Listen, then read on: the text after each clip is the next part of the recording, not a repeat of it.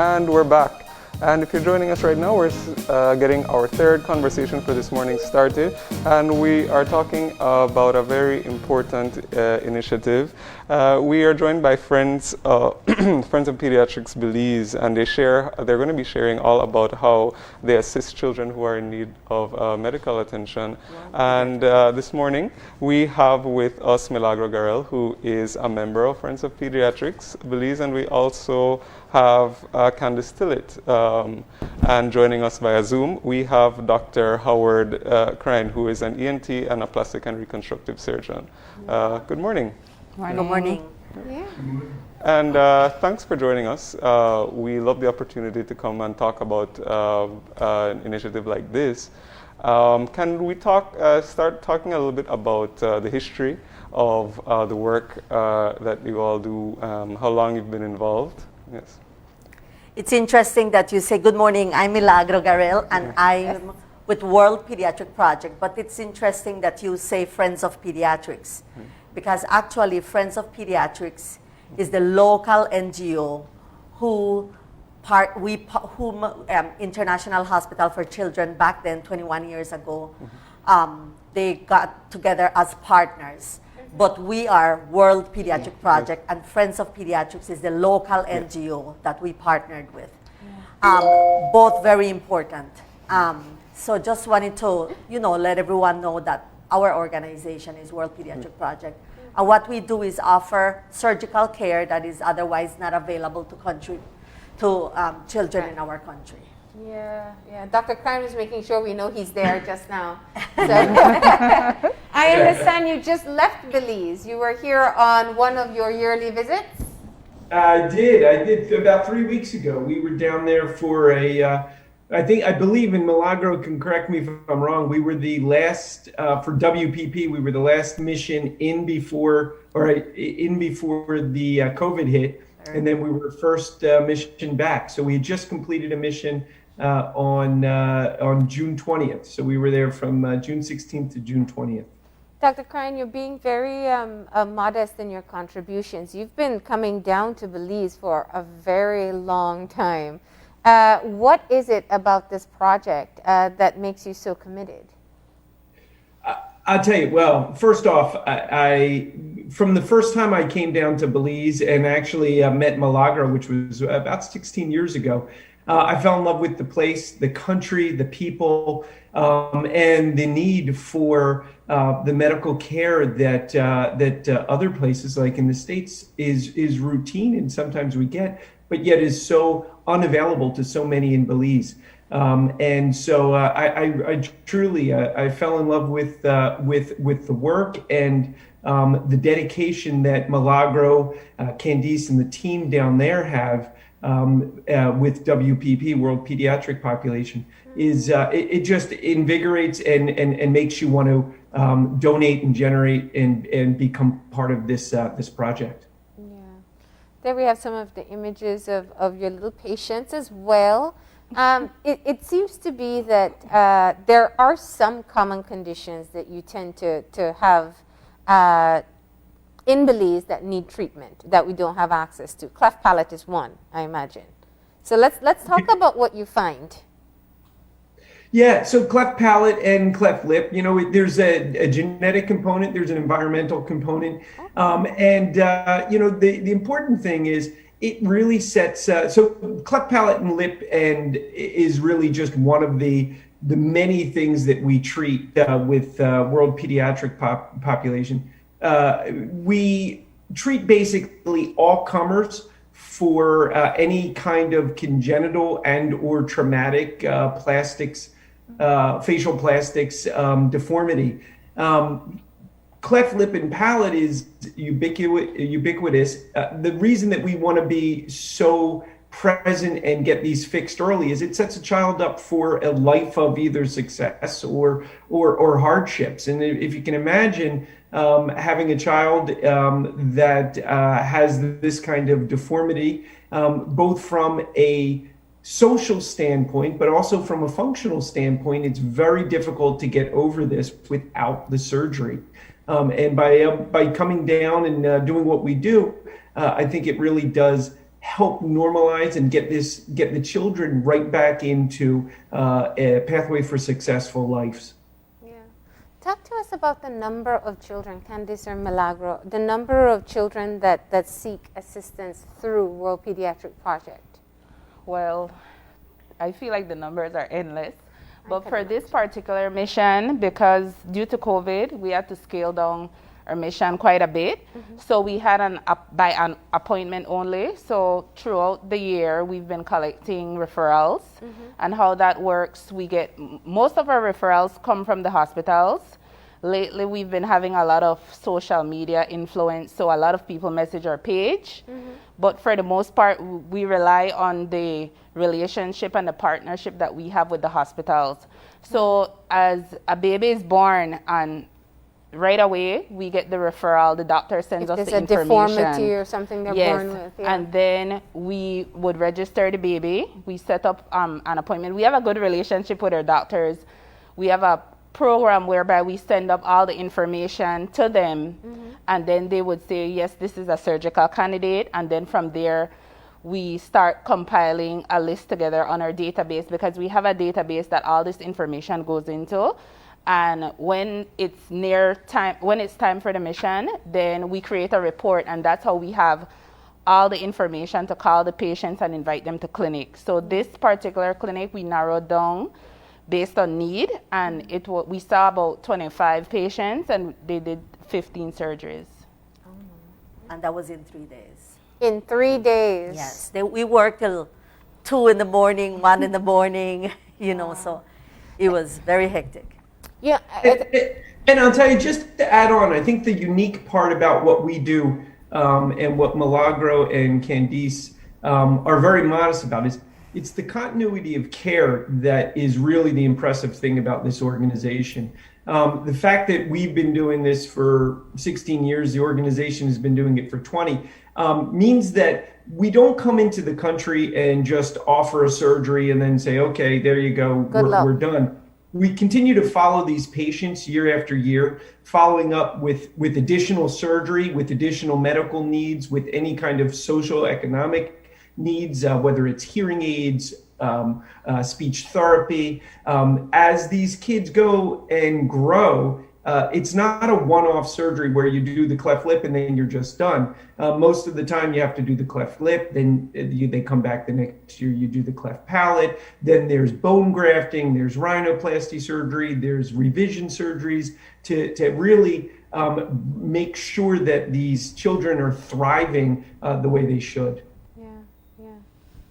So we have, we sent you some pictures of teenagers where, they're already into high school, and Dr. Krein and Dr. Burke, or, any of our other medical volunteers will ensure that they get the ultimate optimum care. We always say, even if you want to go to the States, we bring the States to you, because this is the quality surgeries that we offer our patients up to when they don't need us anymore.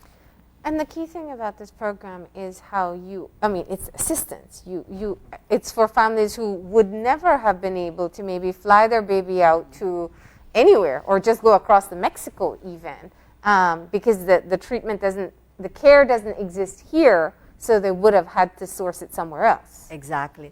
And I think I wanted to share that I think that the network that we have with our medical volunteers, it's so important, because for example, we're talking about plastic surgery, reconstructive surgery right now.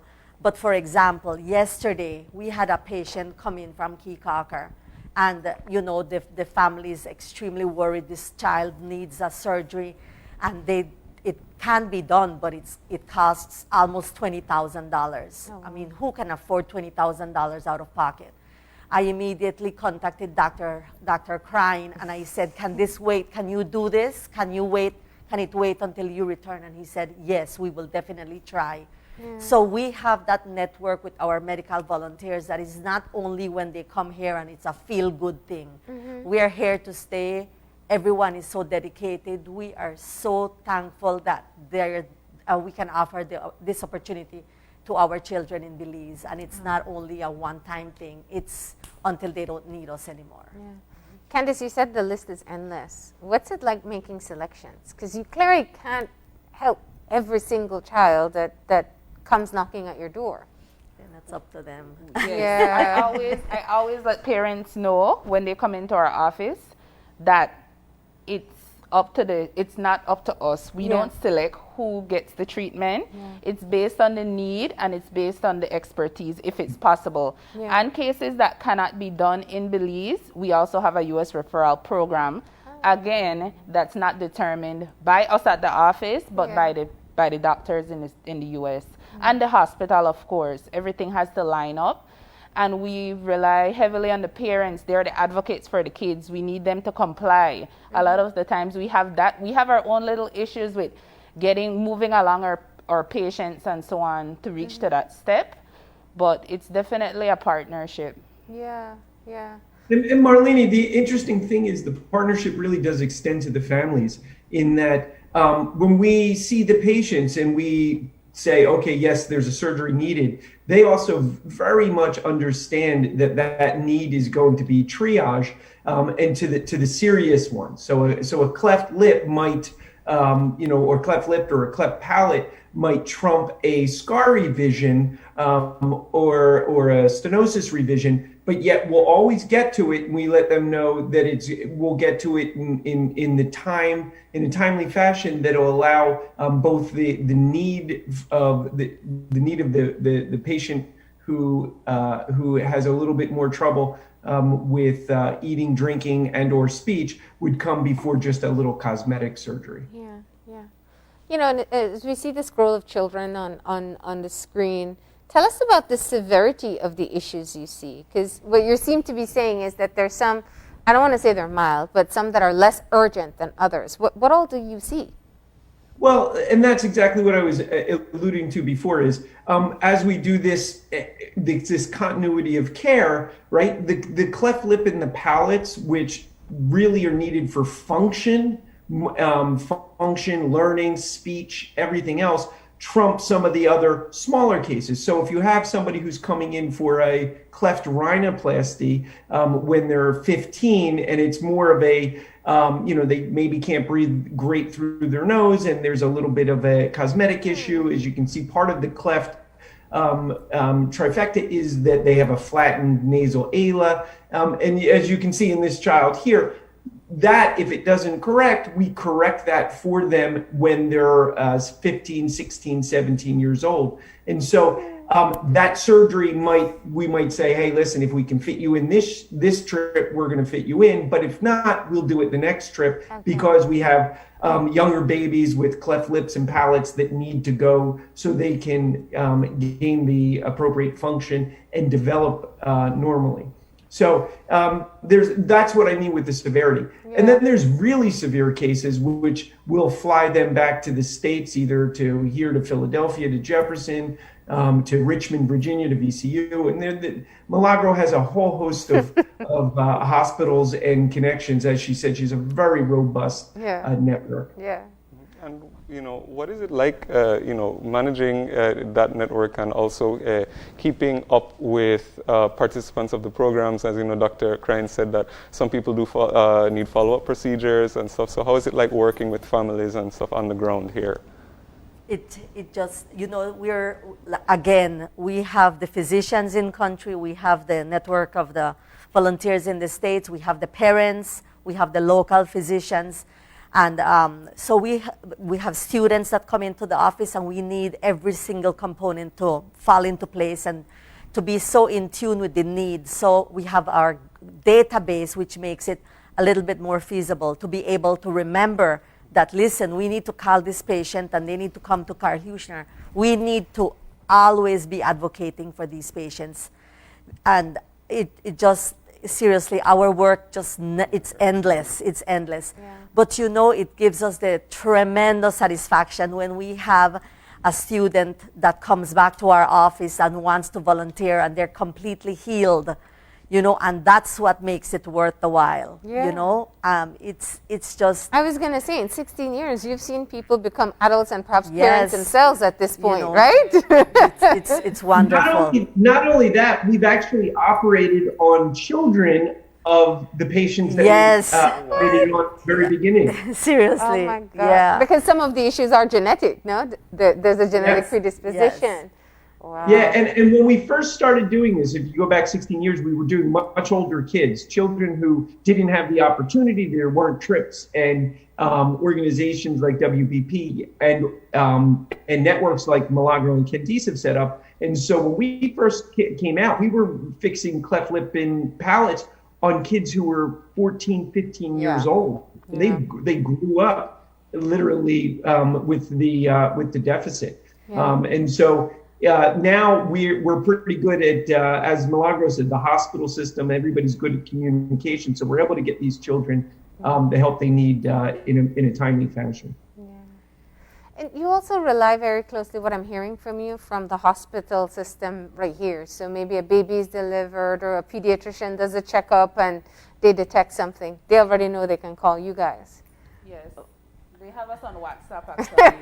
So to give you a little story, Tell we us. had this baby that was born. Right away, the pediatrician sent me the info. So I called the number right away to register the child. So when I'm speaking, apparently it was the dad, he didn't even have any idea that the baby was born already. That was to tell you how fast we work at World Pediatric Project, you know. Wow. We're on the ground, we are trying to get things done right away. And I think sometimes with our Belizean culture, which tends to be a little, we're a little laid back, to be honest. And for us, that's our issue. We're like, if they call us and say, you need to get this paperwork done, you need to get this passport done, we're trying to get that done like yesterday. So that's our thing. We're always pushing. A lot of the times we don't have resources. So we depend a lot on Friends of Pediatrics to help us pay for visas. You probably don't see us a lot asking for donations and stuff like that, but we do have our major fundraisers where it's called Treasures in Paradise, and there's an auction in the US, and we get donation packages from different hotels and we auction those off. But I think considering that we're trying to reach more kids, I feel that you're going to be hearing a lot more about the World Pediatric Project in the future, because the more resources we have, the more kids we can reach, and the faster we can reach them. Yeah. And medical care of this type is expensive. In addition to having volunteer professionals coming down, just the equipment and everything else, right? Yeah, and also what Khandice just touched on something, which is fundraising, and this one part of the job that she doesn't appreciate. I mean, I'm sorry, but I beg for the kids, and I am not all bashful. It does not matter. And I need to mention that Thomas Jefferson Howard's Hospital, where he works, they are the ones who sponsored our past mission, as well as the Mennonite community in Belize. And we're so thankful for them. And we used to raise the majority of our money in the States, and we weren't so worried about, having to raise all the money in Belize, except for the hoteliers that would donate vacation packages, as Khandice mentioned. But it's becoming a little bit more difficult, not to say that that the donations are not coming in, but we are going to be knocking on doors in Belize, for corporate sponsors, just to be able to defray some of the costs that we are not meeting, the budget, to be able to continue the missions, because we don't want to cut the missions by, numbers or the amount, because it's all needed. Of course, we would never bring a mission unless it's needed. And like my conversation with the Minister of Health, and he said, we are not going to interfere with missions as long as they're specialty missions and are not available in Belize otherwise, because, we recognize that need is extremely dire.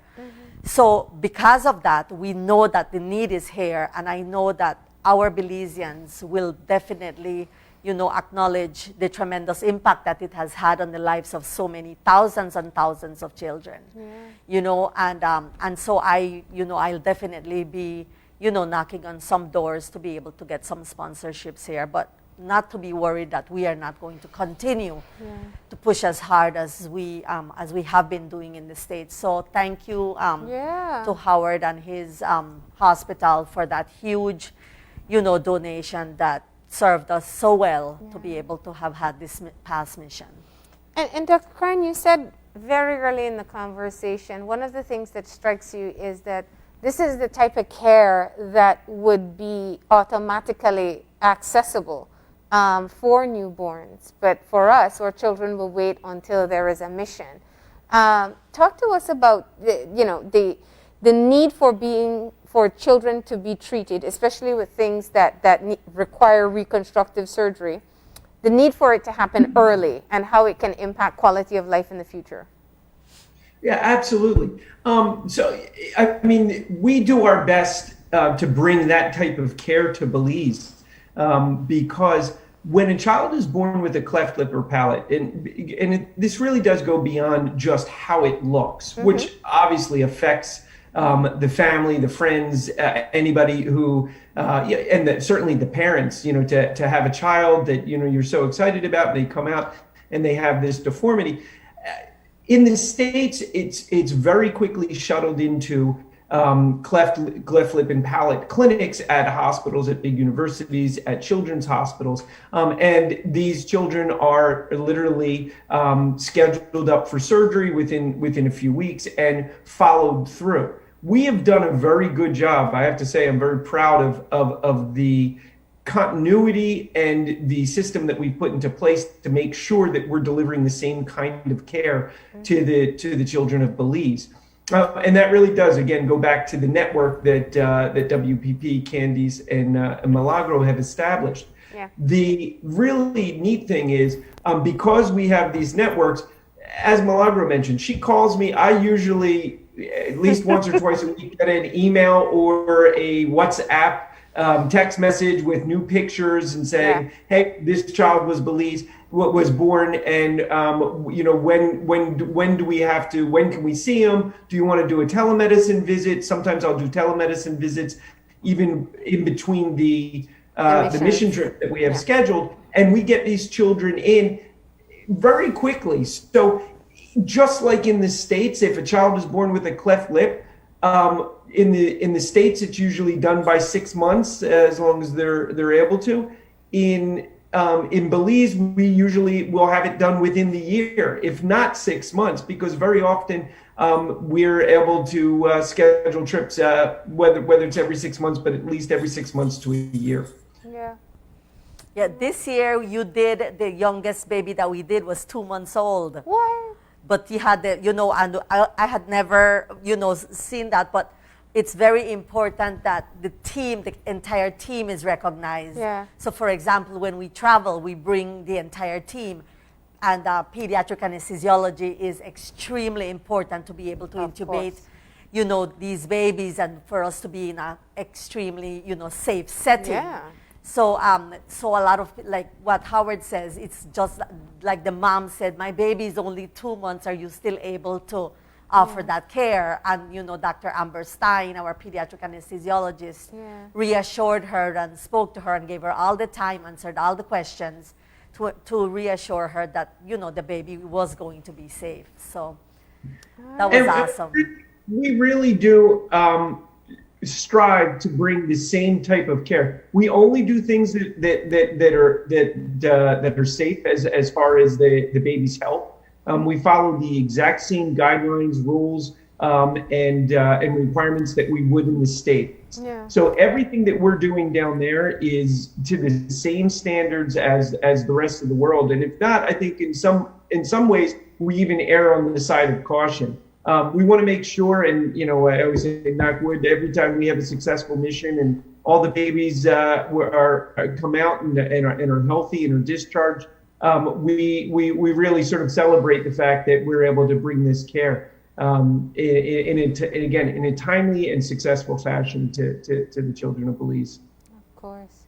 So as you said, this has been, you recently completed the mission Milagro, and the aim is to ensure that you can sustain the work that you've been doing, and this time, after a really long time, you'll be relying on the Belizean community to help out with that. I hope so, yes. Yeah. All right. How do people get in touch? There are people watching right now who say, that's something I want to support. How do they get in touch with you? We're on Facebook. Our office number is 223-7300.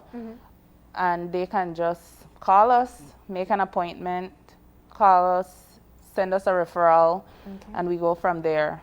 And I need to say, we're your neighbors. We're very close to Yes. Channel 5. We're 2 houses down from Birth Ambulance on Sunrise Avenue.